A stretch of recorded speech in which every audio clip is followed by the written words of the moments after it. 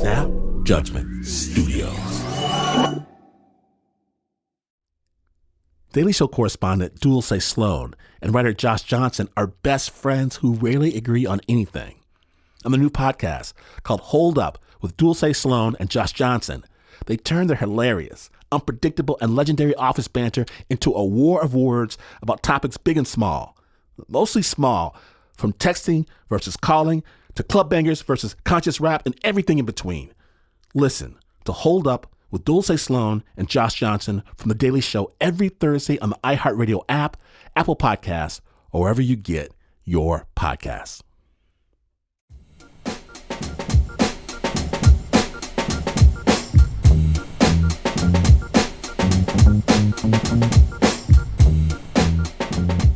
It's a beautiful Saturday morning, and my father's helping me move boxes from my office at the University of California, Berkeley. And he is not pleased about it. Why are you leaving this behind? Well, it doesn't even make any sense. This is what you said you always wanted. I know they treat you real nice. And my response feels so absurd I can barely say it out loud. Dad, I'm gonna go and start a radio show. You gonna do what? I'm gonna start a radio show. My father puts down the box, looks at me as if I have suddenly sprouted horns. Boy, I don't know what the hell is wrong with you.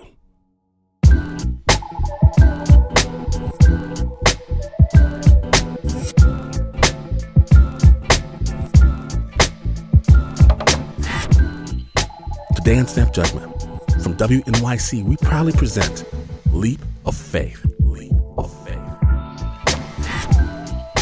Amazing stories from people who absolutely, positively have to take a big chance. My name's Glenn Washington. The rule is, anyone that helps you move gets to tell you bad things about yourself. Because you're listening. Listening to Snap Judgment.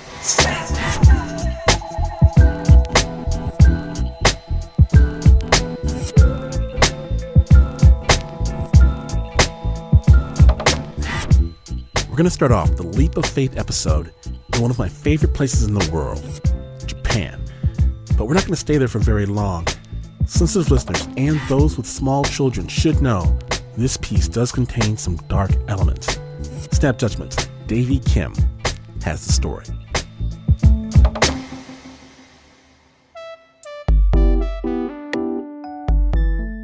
Nahoko Takato is a mean karaoke singer. Yeah. Yes, sometimes Mariah Carey, I tried. It's really difficult, but I love that. And then I like Lauryn Hill, Prince. So after Nahoko graduated from college, she started her own karaoke shop called Banana Boat. But when I started my own business, I announced around, I will quit all my job when I will be at age of 30. And I'm going to start my second life as a volunteer. So she did.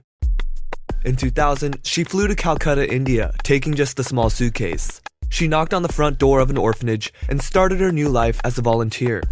She spent over a year there, then worked with AIDS patients in Thailand and Cambodia, and then her work took her to Baghdad on May 1st, 2003. The day President Bush made his mission accomplished speech. Major combat operations in Iraq have ended. The United States and our allies have prevailed. Nahoko went to Iraq even though her home country, Japan, specifically warned travelers not to go. She wasn't with any official aid organization. Instead, she called herself a freelance aid worker. Nahoko worked with Iraqis to transport food and medication to hospitals flooded with patients from the battlefield. She traveled back and forth from Baghdad and Fallujah, two of the hottest remaining areas of conflict. The people said you should not go to Fallujah, but I went to Fallujah so many times because I had a good relationship and even you can say that I had a good friendship with the people in that area. And then they are so supportive, kind, generous. As she went about her work delivering aid and starting a clinic to help Iraqi street children, guerrilla warfare was increasing between U.S. forces and Iraqi insurgents. All this tension came to the forefront at the First Battle of Fallujah, or Operation Vigilant Resolve. So every time, my local partner brought request paper from the doctors. There was a military operation. We need more medication. We need blah, blah, blah. So 3 of us, 2 Japanese journalists and me. We got on a taxi and the driver is an Iraqi driver. The plan was to go to Baghdad, prep and package emergency supplies, and drive it back to the hospitals in Fallujah, about an hour away.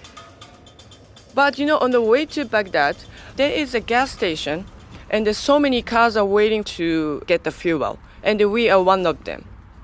So on the left side, the left window, and I found one guy. He had a big rocket launcher. He was rushing to us. I was surprised, of course, and my heart is so beating so fast. What's happening? What's happening? And then this guy came to our car and talked to my driver. This guy was asking the driver our nationality. Driver said they are Japanese. I was so scared because the local people surrounded our car and they look so upset. They are speaking loudly and yelling and Liège, Liège. It means why. He wanted to say why the Japanese government sent the troops to Iraq. Nahoko knew enough Arabic to understand some of what the angry crowd was saying. Japan had sent almost 600 SDF, or self-defense forces, to Iraq. Their mission was strictly for humanitarian aid purposes, but to these locals, the foreigners looked like soldiers. One guy gestured like, like a behead. Finger close the neck. So I was scared. I tried to convince them, no, we are not for the government. I said, la, la, la. La, la means a no in Arabic. No, no, no, no, la, la, la, la. And then they forced us to get off the car, and then they took us to another car. I remember we were blindfolded and handcuffs. And of course, I couldn't see, but they drove us somewhere. They start to investigate us. Are you spying for Japanese troops? No, no, no, no, la, la, la, la. I told them, please ask the Fallujah hospital and you can ask the doctor how we are working together. But Fallujah was currently under siege by U.S. forces, and there was no way to reach the doctors that day. They took us to many places, moving, investigation. Nahoko doesn't remember how many times they were relocated, maybe about 8 times in 24 hours. Through the thin walls, she could hear the muffled sounds of children playing, so she figured she was being held hostage in someone's house. I don't know, I really hate to mention about this experience, but somebody came in with a video camera. What happening? They forced me to lay down on the floor, and there was 2 Japanese guys besides me. I felt something on the neck. I felt so scared.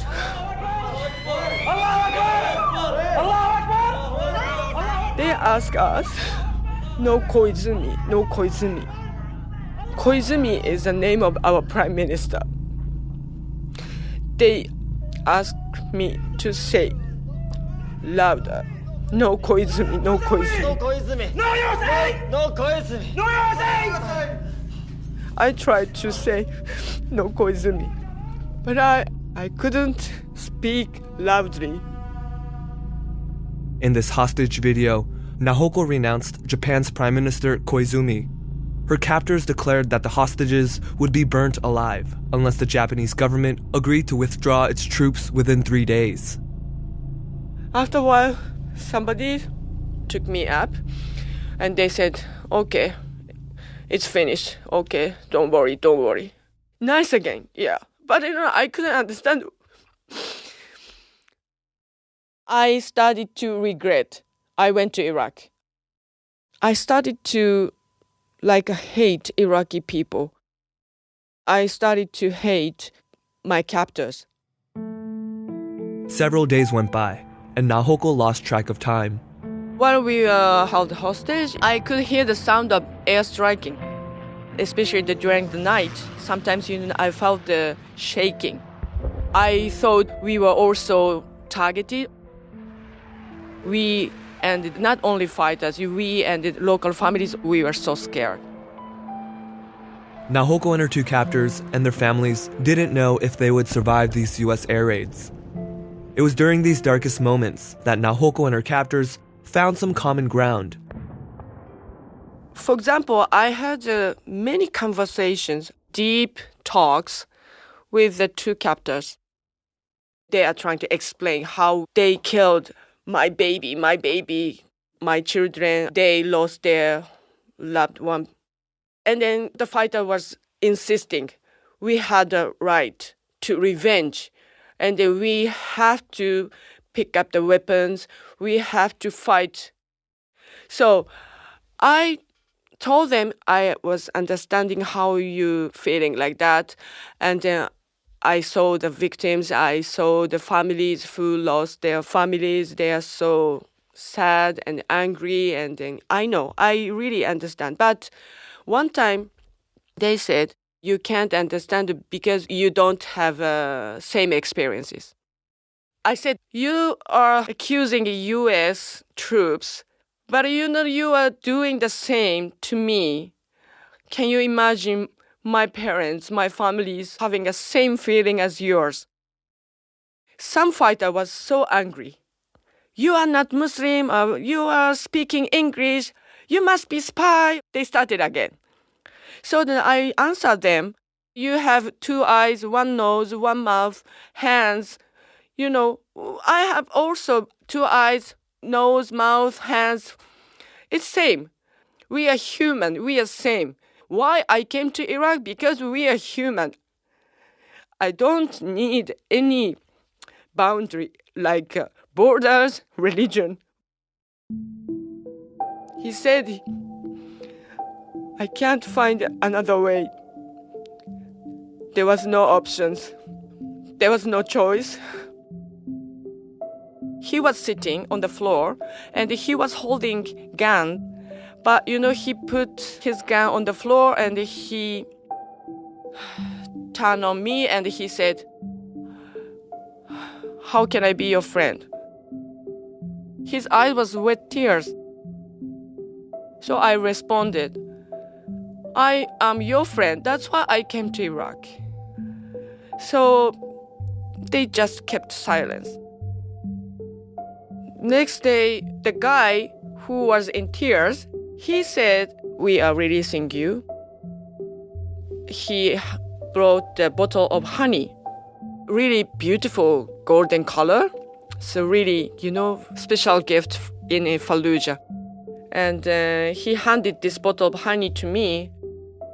We were so astonished because how can you imagine that your captor gave you a gift? And he said, this is for your mom and sister.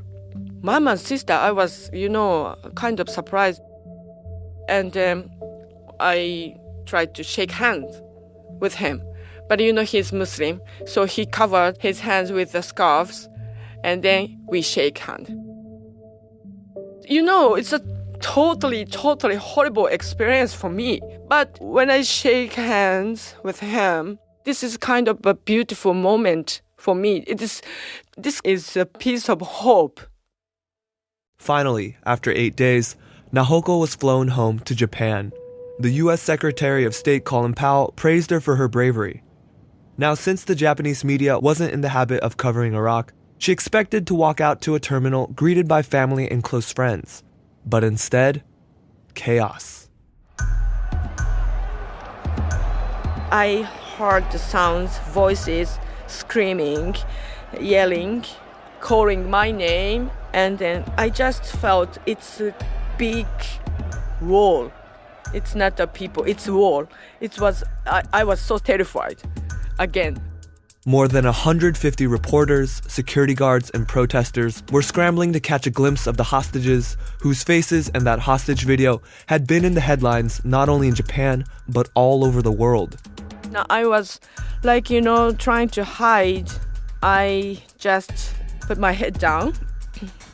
I didn't see any people. It's a really hard experience at the airport.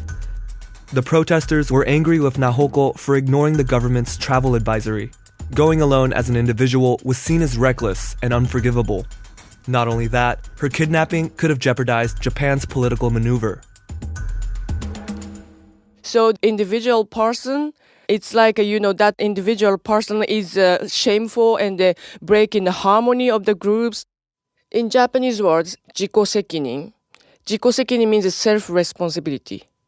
It's not government responsibility. Nahoko went there and she got a trouble and she has to take a responsibility by herself. Yeah, I actually, this is more shocking moment for me than my kidnapping in Iraq. Because, I could communicate with the people who carry the weapons. We could have a long talk. But in my country, we speak same language. They don't have any weapons. But it's like no communication. When finally given the chance to address the media, all she could do was bow down in shame. And with her family flanking her sides, she said sorry. I keep apologizing. I'm so sorry. I believe you felt uncomfortable. After I apologized, I feel like a different person. I couldn't be a brave person anymore. I believed that I couldn't smile anymore. Nahoko went home and locked herself in. She couldn't check her email or watch TV without being attacked. I felt for the first time I was dead because I was really uncomfortable living in Japan, in my own country. I felt like I left my soul in Iraq.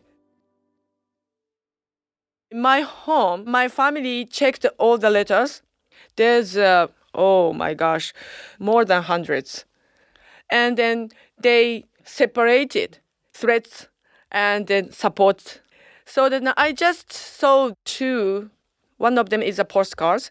But it was really shocking because I found, not my name, I found my family name on that letter, punish them.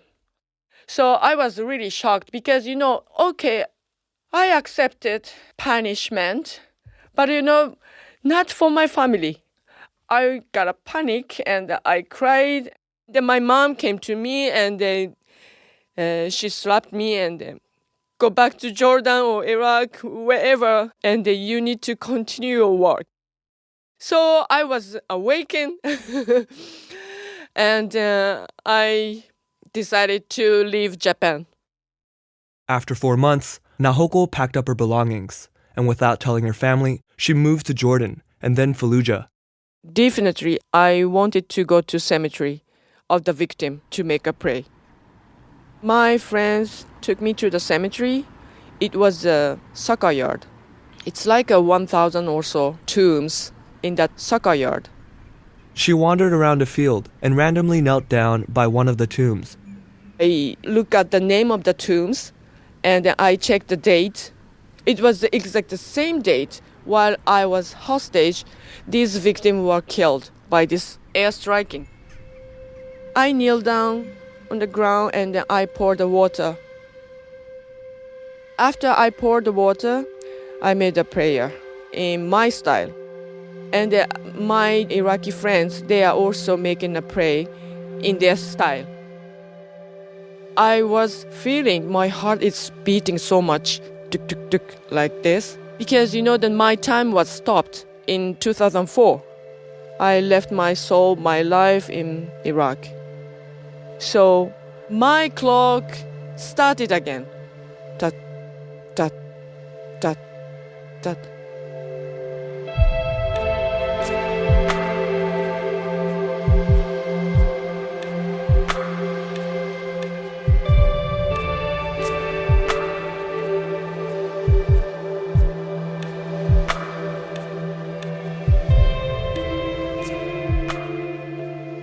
Big thanks to Nahoko Takato for sharing her story with the Snap. Now, amazingly, in spite of it all, Nahoko continues to do her good work in Iraq and Jordan. She coordinates emergency relief aid for families who've lost their homes due to the ongoing violence. She's a straight hero of mine, and we're going to have a link to what she's up to at snapjudgment.org. The original score for that piece was by Davey Kim. It was produced by Davey Triple Threat Kim.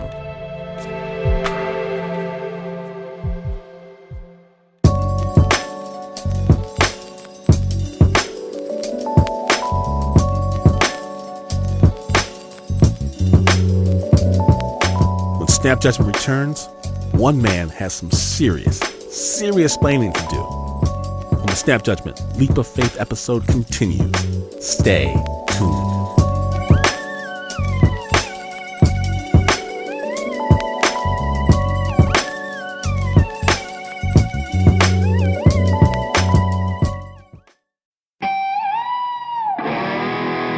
Attention shoppers, we now have taste in the bread aisle.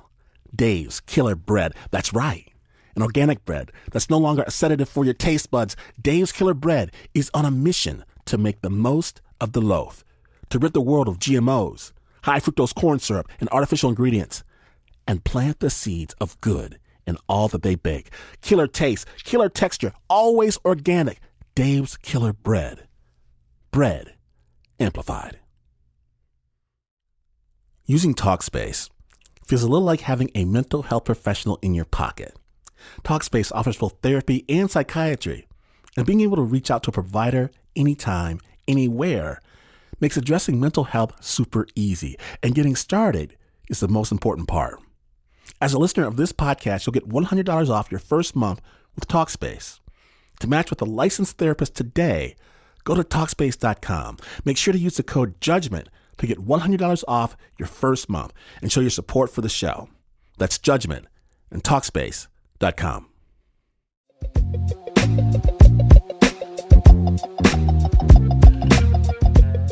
Welcome back to Snap Judgment, the Leap of Faith episode.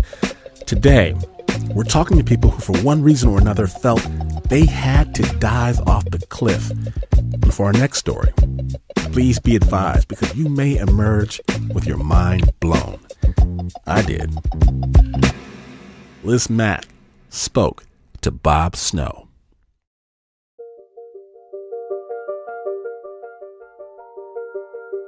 Let me tell you something. When I was commander of homicide, one of my biggest admonishments to all my detectives was do not get emotionally involved in your cases. If you get emotionally involved, you can't see things you need to see. But believe me, I was really emotionally involved in this case. Tell me about how this all started. We're at that party. I don't remember what holiday it was. I was talking to a psychologist, Kathy Graben. I'd read a book about past life regression therapy, and I was talking to her about it. Past life regression therapy is when a psychologist or psychiatrist hypnotizes you and supposedly takes you back to a life you lived before your present one. I basically told her I thought it was just foolishness. I didn't realize that Kathy used past life regression, so I think I was being kind of obnoxious, putting it down so bad. And she gave me the name of a friend of hers, Dr. Mary Ellen Griffith, who did past life regression, and told me, try it yourself and see if you really still think this is silly. I said, I'd do it. Well, actually, the next day I woke up and I was a little more clear-headed and sober, and I thought, this is stupid. I'm not doing this. But it seemed like from that day on, I ran to Kathy constantly.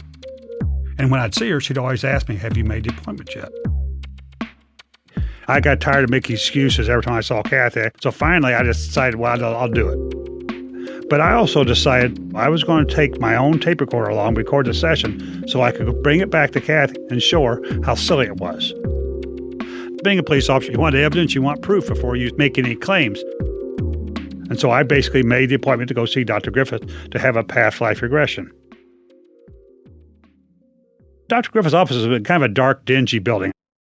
I sat down on the couch, which was the most uncomfortable couch I think I'd ever sat on. Dr. Griffith, very nice lady, had a kind of a funny, kind of a musical, sing-songy type voice. So let's now close your eyes again. And she told me, close your eyes, and we started talking. She said, okay, we're ready to go. She said, can you imagine a balloon? Now I was sitting there, and there's a window to my right, and I could see a big purple circle. Of course, I knew it was just a light through the window at the right, to where I see a purple balloon. She said, okay, imagine yourself getting in the balloon and taking it up and going. I'm trying to imagine this for her. She said, land the balloon, tell me what you see. Well, I didn't see nothing. I'm thinking to myself, this is her daydream, not mine. And nothing happened. And she kept saying, okay, land the balloon, tell me where you're at, what you see. We went through this at least a dozen times.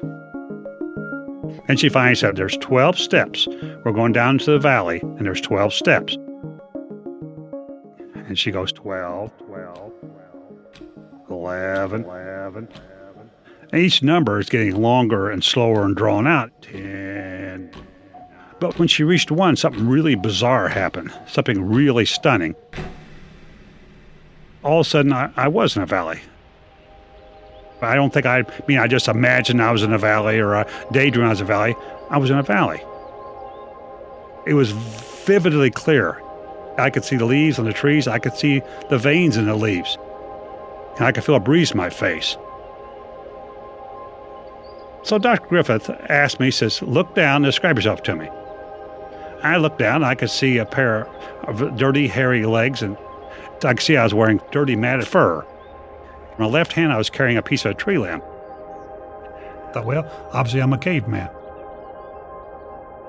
Between each episode, there'd always be a light up high above you. She said, go into the light.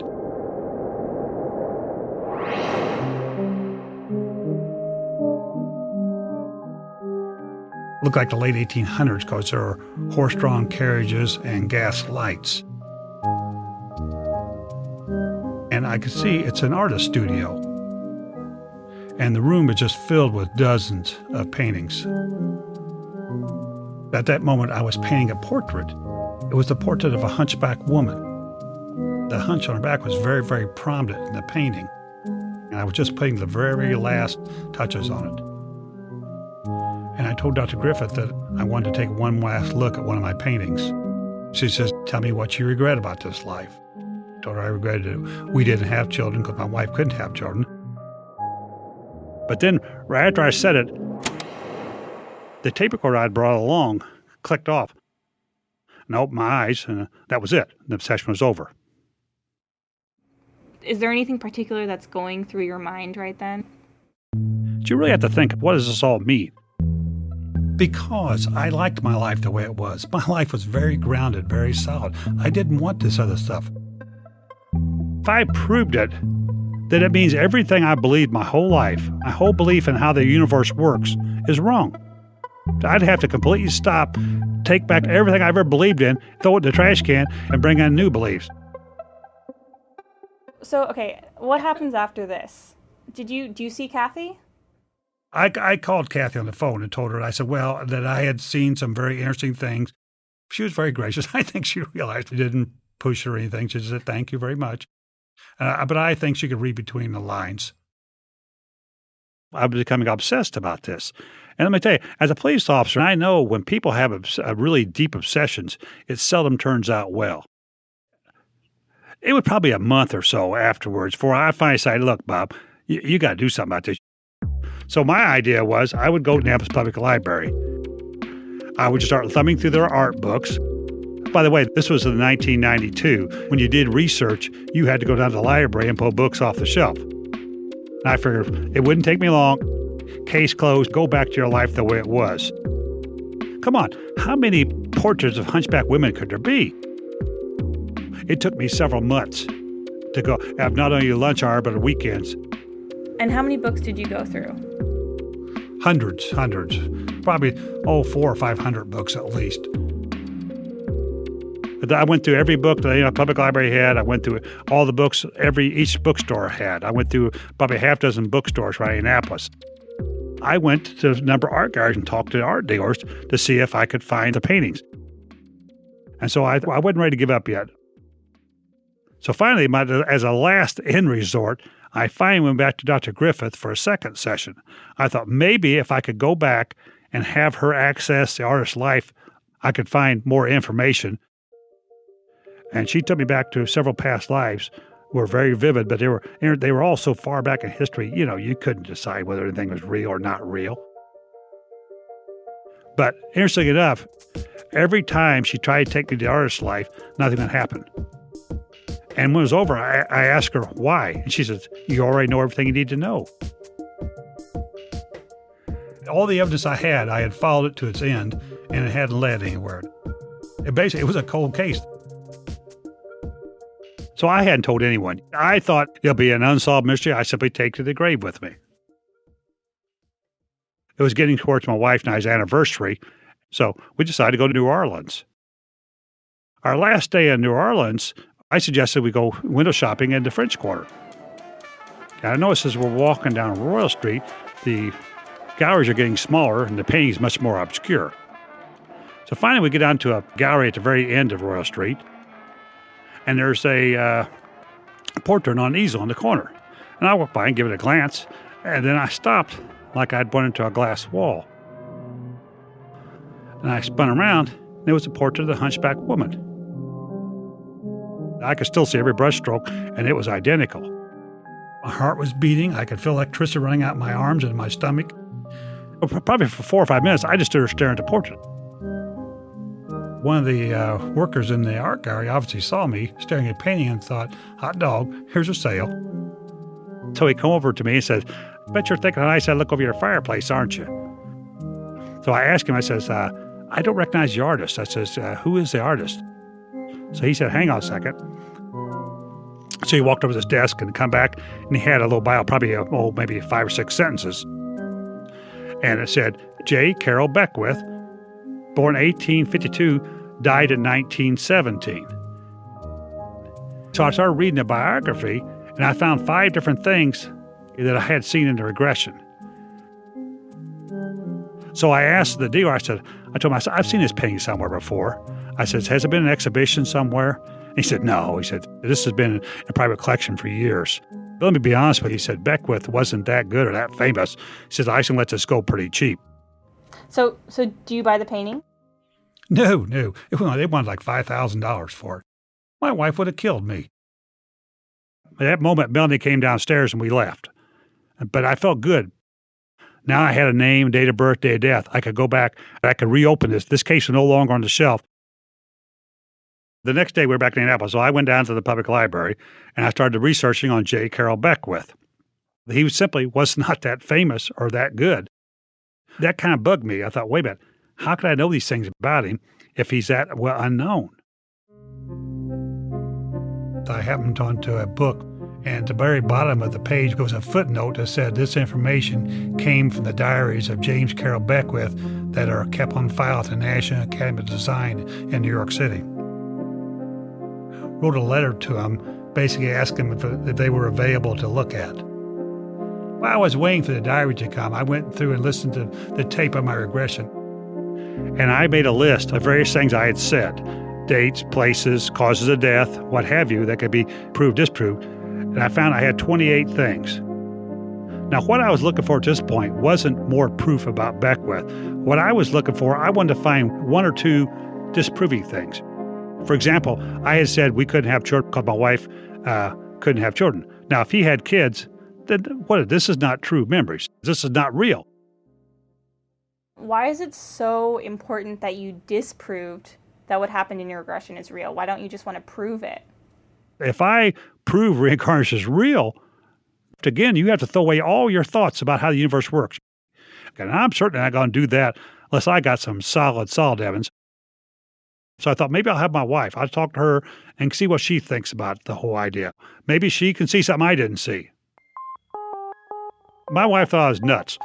She said, okay, hang on a second. She says, I'll tell you what, I'll look into this case. I'll find the information about Beckwith you didn't know was there. My wife was the child abuse detective, and a very excellent detective at that. She started looking into the case, and she started looking intently into it. And she didn't find a single thing, not a single thing I hadn't found, nothing. She told me very plainly, look, Bob, okay, forget about it. Don't tell nobody but me. Captains don't go talking about this. I thought that was probably solid advice. It really was. If I was to prove this or not, this would cause all kind of turmoil in my life as a police officer, tremendous turmoil. But I couldn't let it go. I spent a year, I read every single page of Beckwith's diary, every single page. There were over 17,000 pages of diary. And I found out that sure enough, his wife had had a very, very serious miscarriage, and after that, she couldn't have children.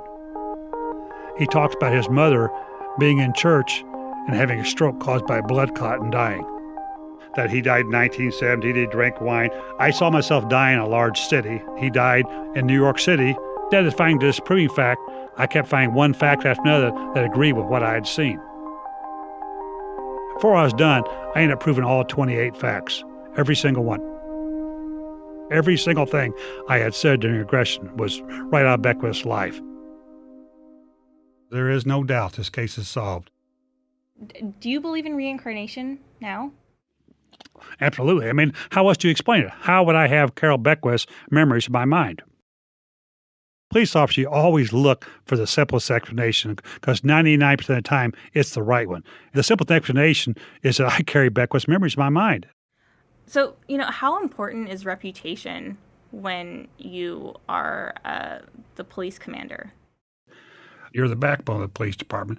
And so your reputation as a police commander is very, very important. You want to have an image in the community of strength and stability and all. It could basically end your upward mobility in the police department. If you started talking about things that weren't really accepted as what a police captain should believe in.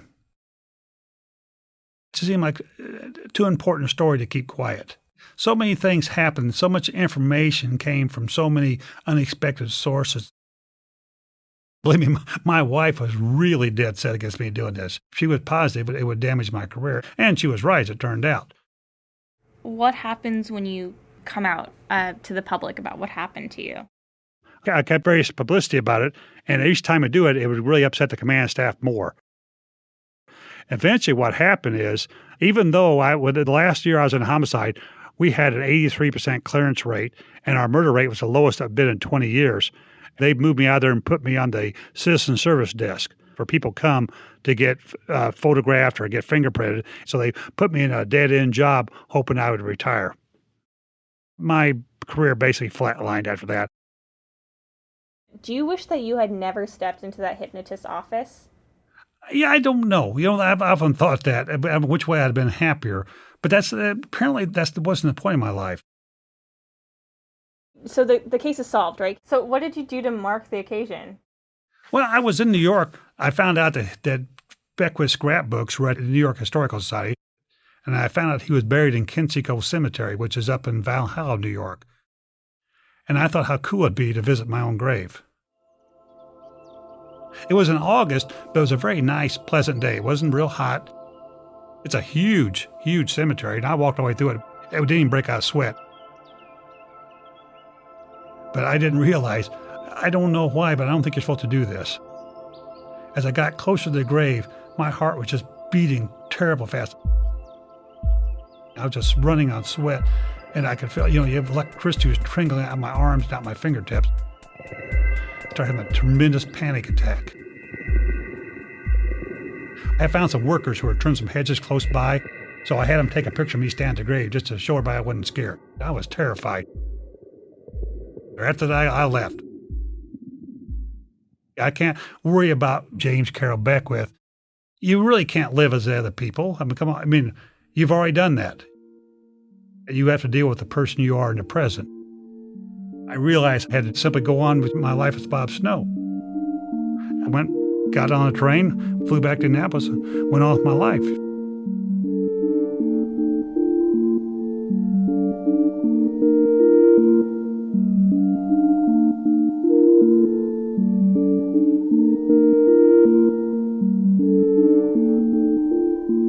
Big thanks to Bob Snow for sharing this story. Now check out our website, snapjudgment.org, for a link to Bob Snow's work.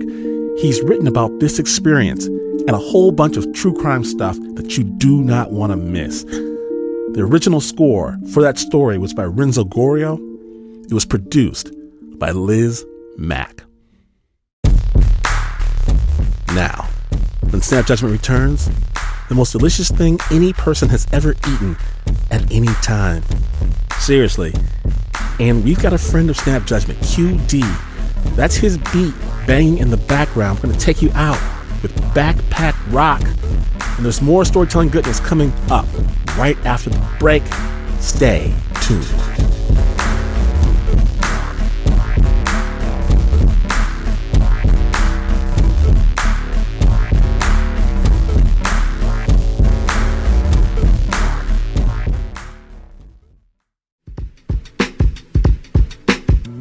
From WNYC, welcome back to Snap Judgment, the Leap of Faith episode. My name is Glenn Washington.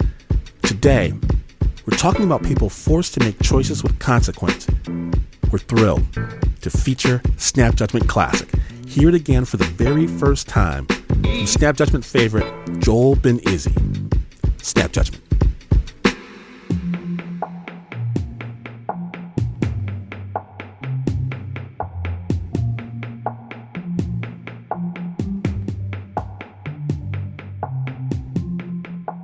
When I was 12, where I lived, which was the suburbs of the suburbs of the suburbs, it was streets after streets after streets leading to freeways, and I hated it. I was stuck taking buses, and as a kid growing up in LA, cars were kind of sacred. Buses were for losers. They were hot, slow, greenhouses on wheels. I'm the only one riding the bus. That's the other thing. The buses are so bad, nobody rides them.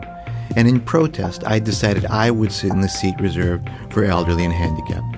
So there I was, and here comes a guy. He looks like he's about 100 years old. He's walking with a cane and says to the bus driver, "How much is it?" "It's a quarter." 25 cents. Guy reaches in his pocket. 5, 10, 11, 12. That's it. I see my whole life passing before my eyes. It will be spent on this bus. Now, with a whole bus to sit on, he wants to sit where I am.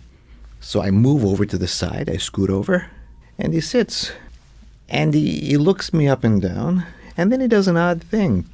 He reaches into his shopping bag, and he pulls out an orange, which he holds up for me to look at. And finally he says, "What do you think?" And I look at the orange and say, "I think it's an orange." He said, "Yes, it's an orange, but what do you think of it?" Well, I took the orange and I looked at it, and of course, pretty much it's an orange. I looked at the orange for a long time, and he finally said, "You don't understand, do you?" He said, "You know, I'm not from around here." Duh. He said, I came from Germany after the war. "Did you study the war?" I said, yeah, I learned about the war in school. He said, yeah? He said, "Did you learn about the place I came from? A place called Auschwitz?" And I said, "In fact, I actually read an article about it. There was a big sign over the front that said, 'Work makes free.'" And he got very excited. He said, "When you read the article, did they tell you it was black and white?" And I said, "The pictures in the article were black and white, but the place wasn't black and white." He said, "No, it was black and white." He said, "What I mean is that the guards wore black uniforms with black shiny boots. And you could look at your face in the reflection in the boots, and you'd see a pale white face. And there on the skin were numbers. Look." He pulled up his sleeve and he said, "You see these numbers? They're blue now, but when they burned them in, they were black." Everything was black, white, gray. The fence was black, the sky was gray, the snow would fall. One day it would be white, the next day the ashes from the smokestacks would turn it gray. But what I most remember was the food was gray. In a big barrel they would cook maybe 8 or 9 potatoes and boil them till they dissolved. And you'd get one bowl of this each day, the black metal bowl. And if you got a piece of potato, you were lucky. So this was what we did. We worked. We waited for our gray soup and tried to stay warm. Now, to stay warm, I would look for paper. I could stuff the paper in my shoes or put it inside my black and white paper uniform to stay warm. And it was one day I was looking near the fence, and what did I see? There was a piece of paper, like newspaper. I lifted the paper up, and there in the center was something that I saw, and I had to stare at because I couldn't believe what it was. Well, I reached down, I grabbed it, and I hid it. And you have to understand what a treasure this was. If someone had seen me, they would have killed me just to take it. I hid this orange inside my clothes, and in the barracks I hid it in a crack in the wall. That night, while everyone slept, I took it out. Then I held it in my hands, and you have to understand how hungry I was. I had eaten nothing but potato water for 6 months. I wanted to eat that orange like you would eat an apple, but I knew that if I did, I would have nothing. So instead, I rolled it between my hands.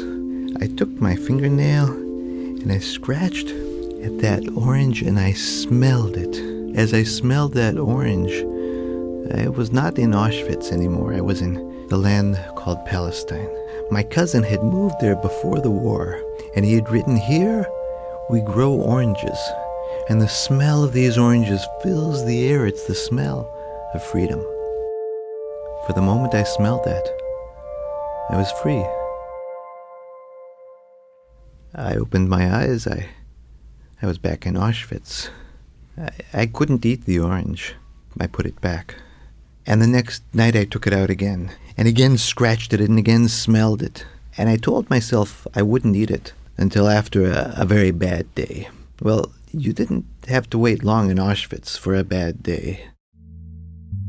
Came a few days later a selection. A guard stood at the front of a long line. He had a gun with a bayonet on the end. He would stare at the person in front of line, and he would point right or left. Those sent to the left went to the showers, and they never returned. Those to the right went back to the barracks.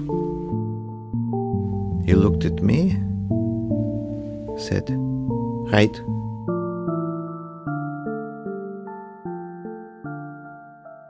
That night, I gathered those around me in the barracks, and they said, "I have something." And I brought it out for them. And each one looked at it as I had, because you see, they had forgotten the color. And we passed it around. Each one rolled it in their hands. And finally, when it came back to me, I peeled it. And I gave each person a section. I closed my eyes, and I ate mine. And I will tell you, nothing before or since has tasted so sweet. It was the taste of freedom. It was the taste of hope.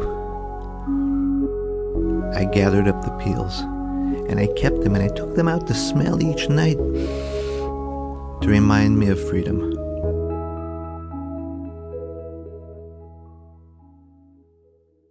Before long came spring. Finally the snow melted, and there through the cracks in the cement, plants came up. Tiny green plants. To the guards they were weeds, to us they were color. Eventually the war ended, and I came here. But you see that orange, it saved my life.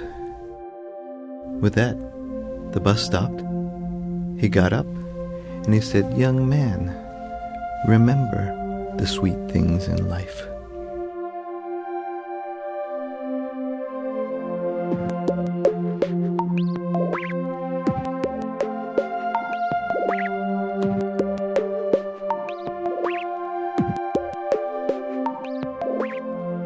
Find out more about the world of Joel Ben Izzy at storypage.com. The original sound design for that story was by Renzo Gorio. It was produced by Stephanie Fu.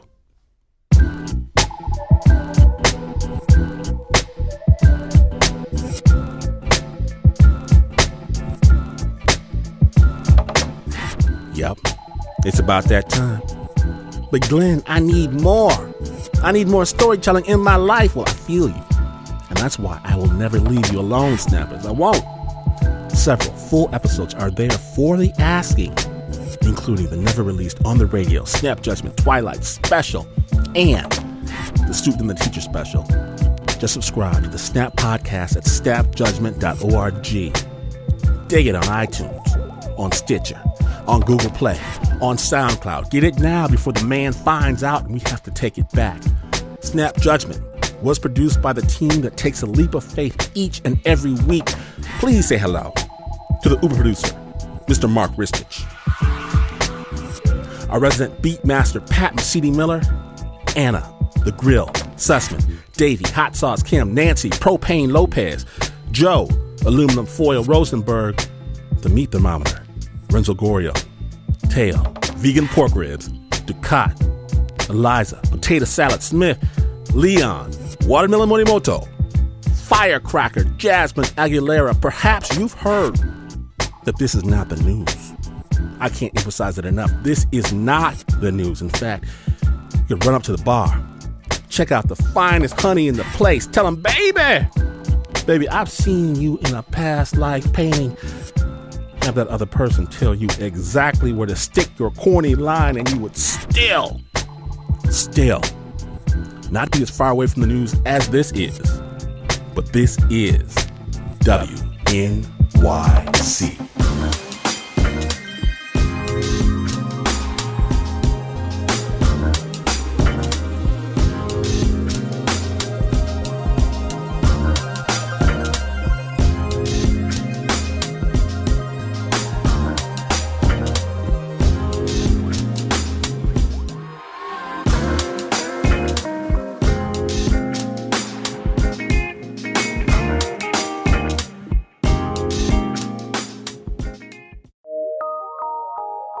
From PRX.